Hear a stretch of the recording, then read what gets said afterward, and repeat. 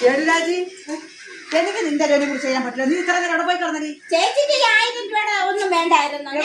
ഞാൻ പോയിരുന്നു. നിന്റെ കാര്യം മാത്രം നന്നാക്കിയാ. ഞാൻ ഇന്ന് കഷ്ടപ്പെട്ട് പറഞ്ഞ 1000 രൂപയ്ക്ക് ഗസ്റ്റ് ഓഫീസറുടെ സർട്ടിഫിക്കറ്റിന് വേണ്ടി ഒരു ഓഫീസർ. അതെന്തൊരു ഓഫീസർ?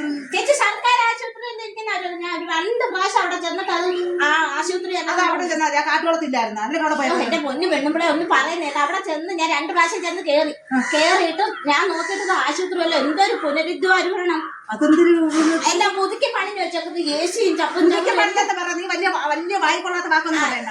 സംഭവം അത് കണ്ട ഇപ്പൊ ആശുപത്രിയാന്ന് പറയത്തില്ലേ. ഇത്രയും പണം എടുക്കുന്നവർക്ക്. ഈ പണം സർക്കാരിന്റെ ഏതോ ഉണ്ടായിട്ടൊന്നും അല്ല.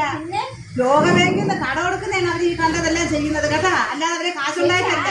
അതെ എനിക്കുണ്ട് മുനിസിപ്പാലിറ്റി ഇച്ചിരി കൂടി വീട്ടിലെ പണിയുണ്ട്. ലോകബാങ്ക് എവിടെയാണെന്ന് തോന്നുന്നു. ഞാൻ മെമ്പർ എടുത്ത് ചോദിക്കും.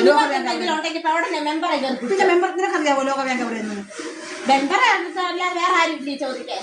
എനിക്ക് കുമാരി ചേച്ചി എടുത്തു. കുമാരി ചേച്ചി എടുത്ത് ഭയങ്കര ഭാരമാണ്. ഇപ്പൊ മെമ്പറാണെങ്കിൽ കുടുംബശ്രീയിലെ പെണ്ണുങ്ങളെന്ന് പറഞ്ഞ് അവരെ നമ്മളെങ്ങാട്ടി മുമ്പേ പറഞ്ഞു വിടും. ഞാൻ നാളെ പോയി വിവരാവകാശ കമ്മീഷനിൽ തിരക്കും. തിരക്കിയിട്ട് അവര് കറക്റ്റ് റൂട്ടും മാപ്പും എല്ലാം പറഞ്ഞു തരും. നമുക്ക് അവിടെ പോയി എടുക്കാം. വീട് പണിക്കുള്ള പൈസ എല്ലാം റെഡിയാവും. പക്ഷെ ആധാർ പാൻ കാർഡ് 2 ഫോട്ടോ ചേച്ചി ശരിയാക്കി വെക്കണം. മക്കളെ ഞാൻ ഒരു കാര്യം ചോദിക്കട്ടെ. ഈ കൊല്ലം ജില്ലയിൽ നീ ലോൺ എടുക്കാൻ ഒരു ബാങ്കും ഇല്ല. ലോകബാങ്കും കൂടി നീ മുടിപ്പിക്കുവോ? ചേച്ചി ഈ ഇത് ഇത്രയും കൊണ്ടുവന്ന കൊല്ലം ജില്ലയിൽ, മറ്റേത് തിരുവനന്തപുരം ജില്ലയിലാണ്. അത് അവർക്കറിയാൻ ഒക്കത്തില്ലല്ലോ. ഞാൻ പാസ്ബുക്ക് കൊടുക്കുന്നില്ലല്ലോ. ലോൺ ശരിയാക്കിയിട്ട് എനിക്ക് പുതിയ പാസ്ബുക്ക് തന്നെ കൊടുക്കൂ.